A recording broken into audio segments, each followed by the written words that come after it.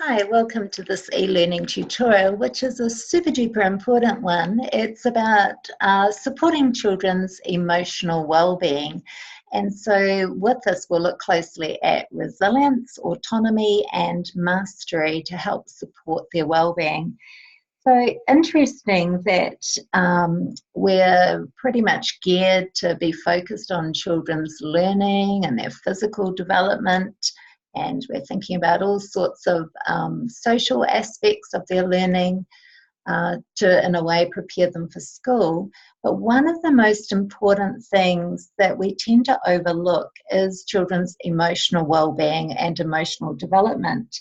And when we consider that as children in their early childhood, it's one of their most challenging tasks is for them to manage their feelings and to learn how to do that in appropriate ways.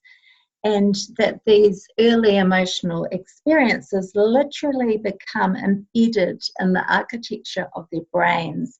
And so when you think of their social and emotional well-being, that really lays the foundation for all their future learning and brain wiring for the future.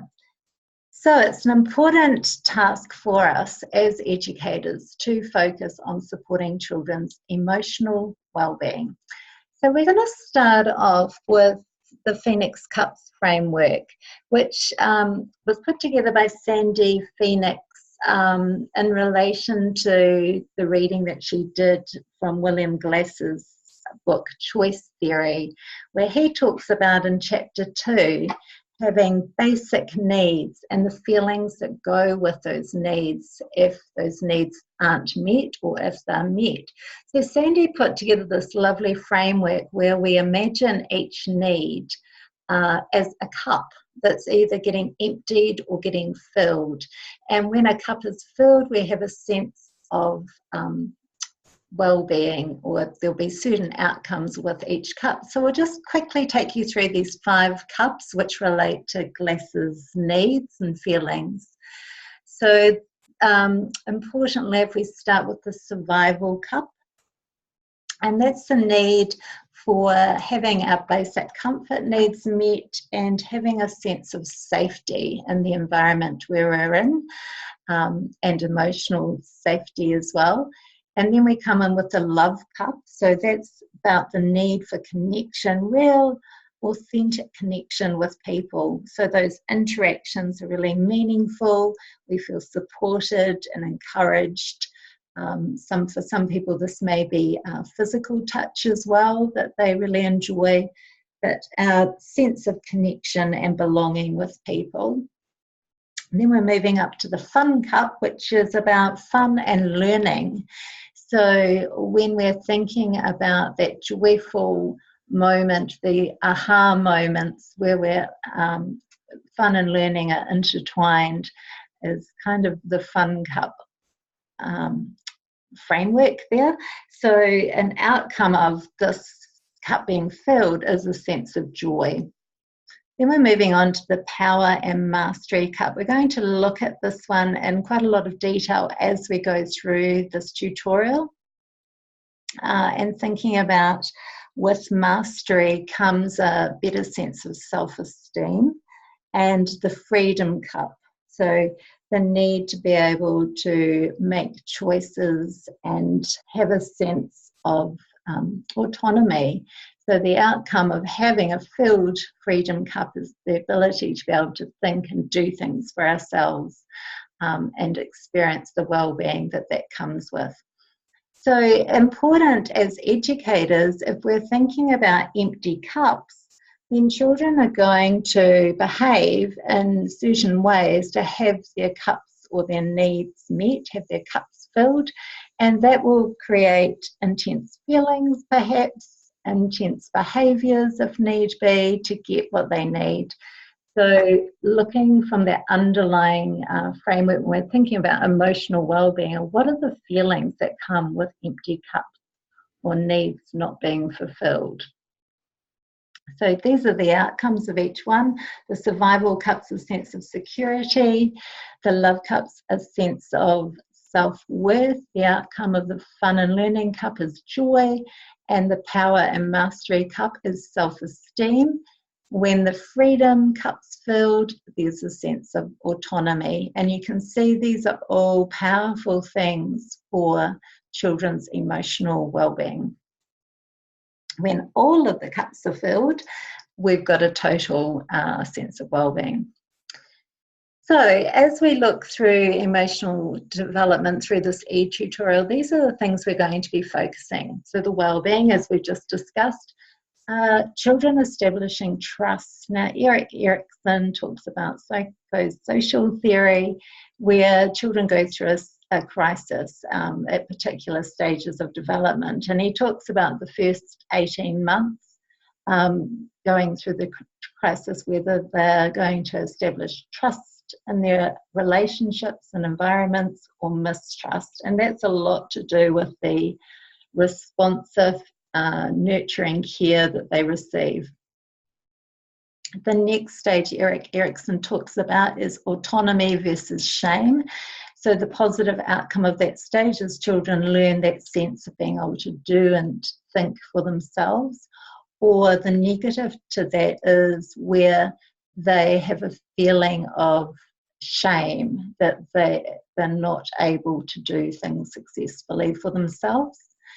Emotional development, we're also going to look in this tutorial at resilience, at empathy, and in particular how we model these things to children and help them to identify and respond to the emotions.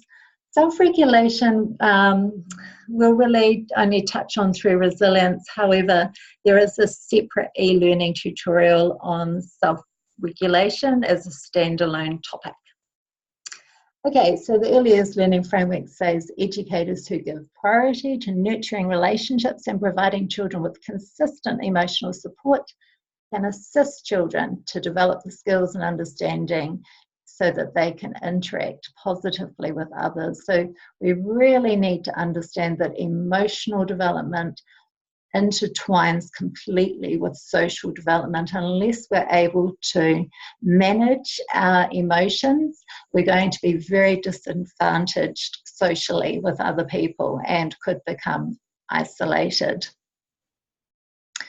Okay, so thinking about developing children's autonomy, as we've already discussed, it's for the educators to realise the importance of children being able to think and do things for themselves and to feel self-motivated. So we don't want children to always be looking at us for a sense of reward or praise. I think of that as not wanting our children to feel like puppy dogs that always need a reward or a pat as soon as they do something. The aim is we're wanting children to be intrinsically motivated, so motivated from within to achieve things, to do things and get that sense of achievement for themselves. So our language with children is super important, rather than the good boy, good girl, and affirming them for everything they do or not do and commenting and judging them. It's thinking about the timing of our feedback and making that really authentic and relevant to the time and place that they are and what they're achieving and the effort they're showing. So other things we can do is creating a familiar routines, and so children know the tasks that they can do for themselves. We're going to support their effort and encourage them with comments that are autonomous, that we are encouraging them to think about achieving it and for themselves, like, you can do this all by yourself. And how we provide tools so that they're child-friendly. Also, real tools obviously are much, much better to use and effective to use than kind of toy tools, I'll call them. It means a bit of a change in our own mindset, that we do need to relax about the hurry. We've got to slow our pace down and move at child's speed so that they get the opportunity to practice and complete things for themselves. And also just be mindful that this might involve a bit of mess as well. As they're learning and doing things for themselves, it's likely to be messier. So if we're rushing and wanting everything clean, we are in a way ourselves being a barrier to children's autonomy. We want to be able to scaffold children's success with providing them with achievable challenges. So thinking about how we can adjust the task difficulty so that they can be successful.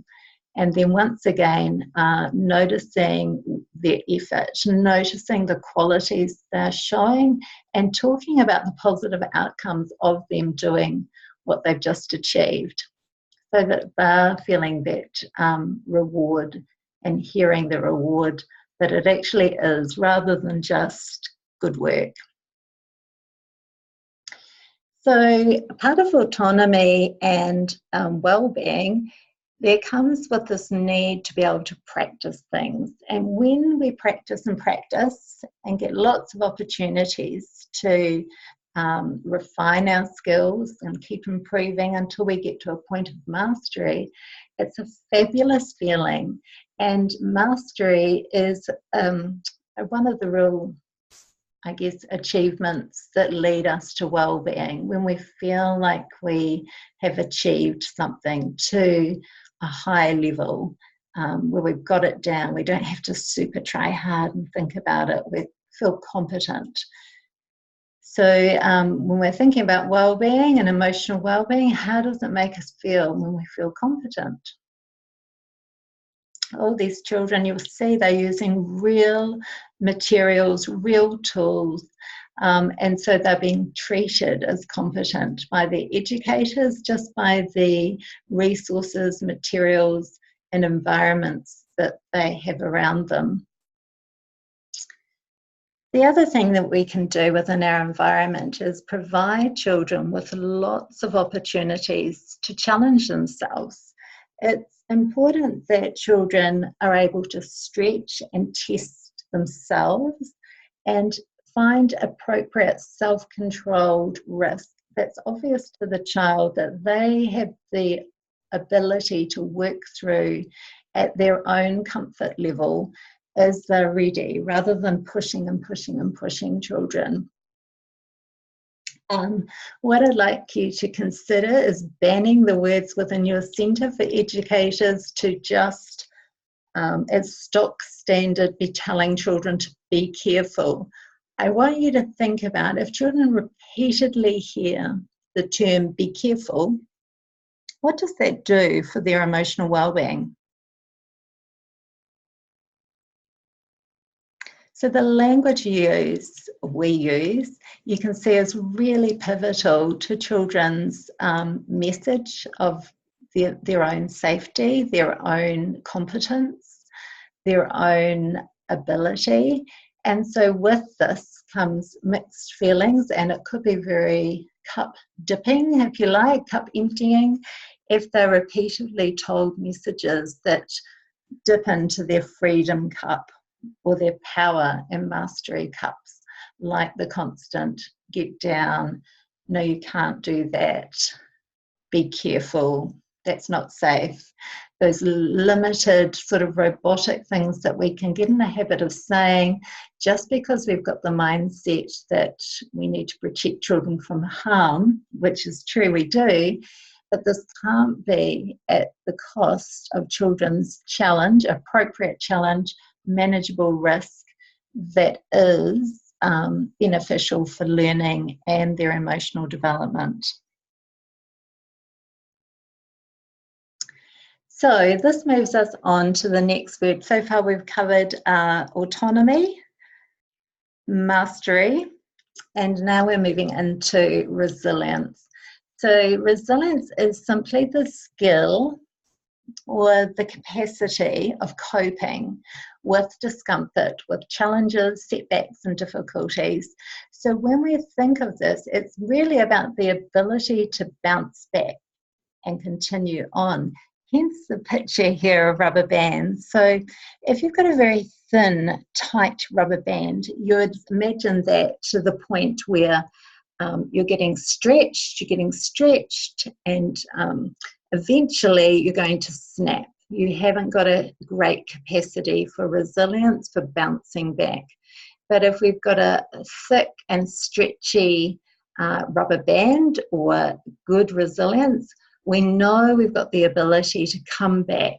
So our role as an educator is really to support children with understanding their challenges, understanding the discomfort or the setback or the difficulty, and that is a feeling that we experience, but it's what to do. So rather than just focusing on grit and persistence and pushing children on, we can recognise the signs that they are reaching their threshold, perhaps of frustration or difficulty, and it's encouraging them to take a step back, to kind of regroup, replenish, and just kind of nourish themselves in some way, whether that's kind of like self-regulation in a way, so the things we can do to feel better. And so once we have regrouped, we can go back to the task or the challenge or back to the play environment that had triggered us in some way. So the early years learning framework says that wellbeing is correlated with resilience, and it is providing children with the capacity to cope with day-to-day stress and challenges. All right, so now we're thinking about what can go wrong for children. What are the unpleasant feelings that children can experience? And we often hear this termed as big emotions that they're expressing. And remembering that children are absolutely learning through so much, and we have such high expectations where they are feeling everything intensely in the same way we would with as an adult, and sometimes our expectations for children just seem way too high with what we expect them to cope with, and you know how we guide them that they should be doing better with their emotions. But the reality is many adults have these really unpleasant feelings often too, and it's ways we've learnt about what to do with them or not. A lot of these are stemming back to our own childhoods, how we deal with these unpleasant feelings. So the good news is we can lump all these unpleasant feelings just into eight unpleasant feelings that we need to kind of, or buckets of unpleasant feelings really. So one of them that children experience through a lot of times it's separations from their person that they're connected with, their mother or the father, is sadness. Another one is shame, and this is something that I would really love to eliminate is any educator's practice that hopefully is unbeknown to them, that places guilt and shame on a child, because this is something we can really avoid, and instead we can help uplift children in their own sense of capability of what they can achieve for the future. We should never be shaming a child personally. The third unpleasant feeling here is helplessness, and I often think this in early childhood environments relates to a feeling of not being able to cope with the amount of sensory overload, with feeling overwhelmed that everything's moving too fast, or they haven't got control over choices like routines happening and the pressure that comes with that. So I don't know many adults that could cope in the situation of trying to keep up and conform with routines that often we're placing on children if it's not a child-focused program. Then we've got feelings like anger, vulnerability, and embarrassment.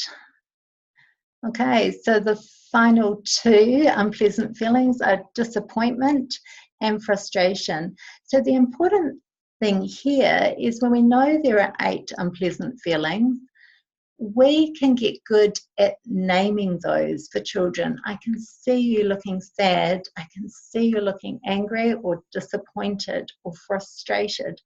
So it helps children to get a handle on what these feelings are and what we perhaps triggered those feelings and what we can do to respond to start fixing the problem together with your support. So this came from a TED talk that I'd encourage you to listen to.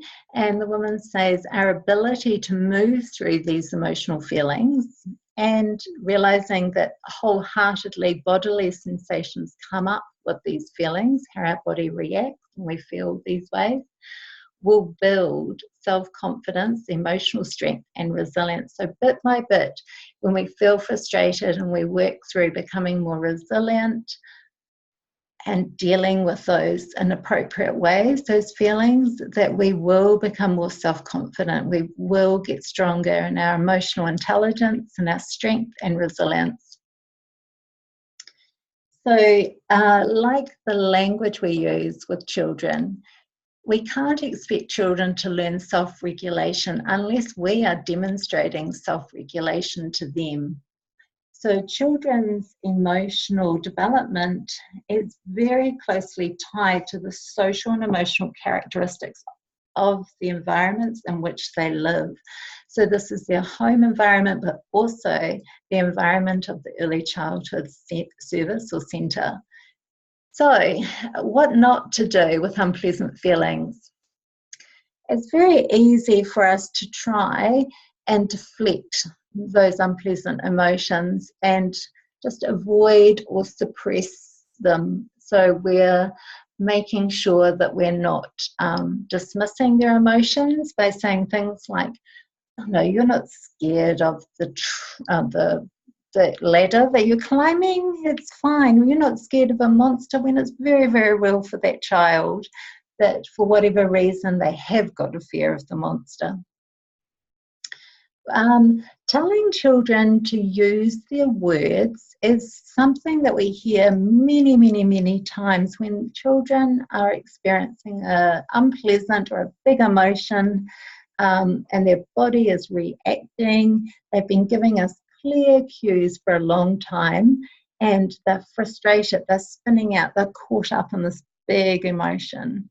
And then we stand there calmly and say, use your words, when reality is everything else is taking hold of them. And that is just a very unempathetic thing to say to a child when they're past that point, well and truly. So avoid that.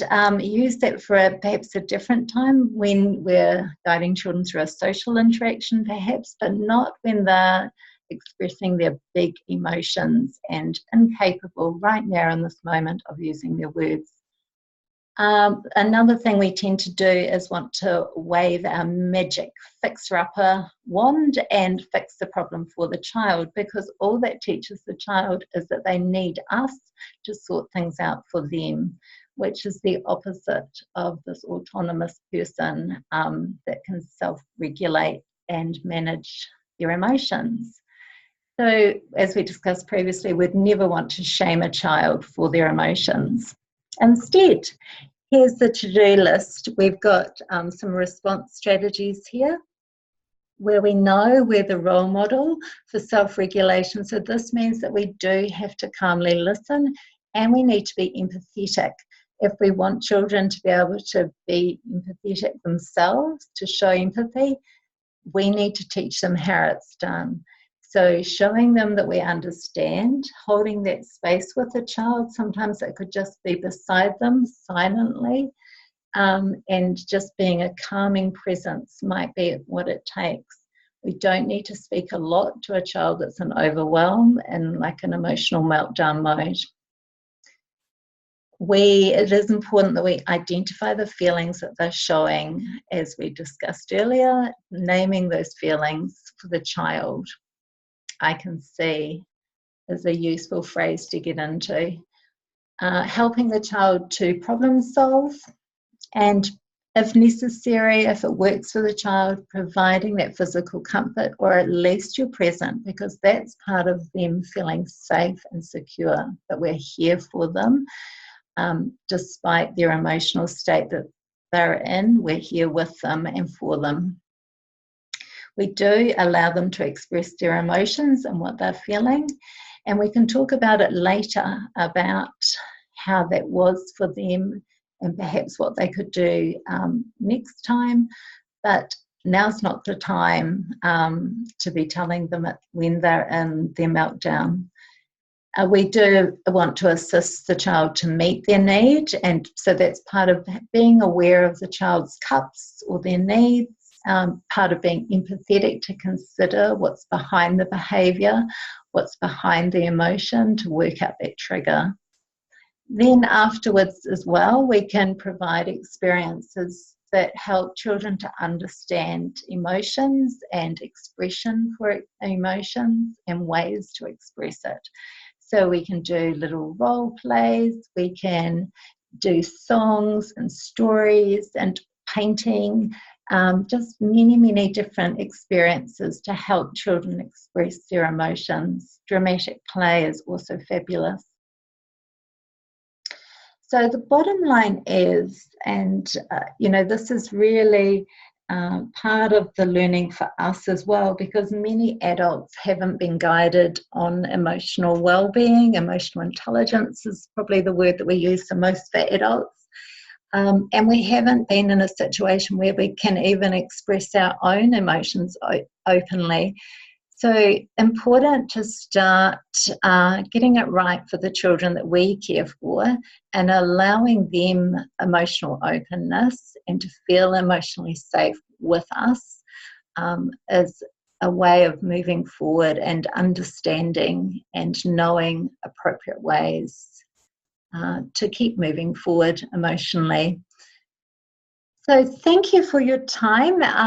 Remember to watch the tutorial on self-regulation as well, to work in with this one on emotional well-being. Thank you.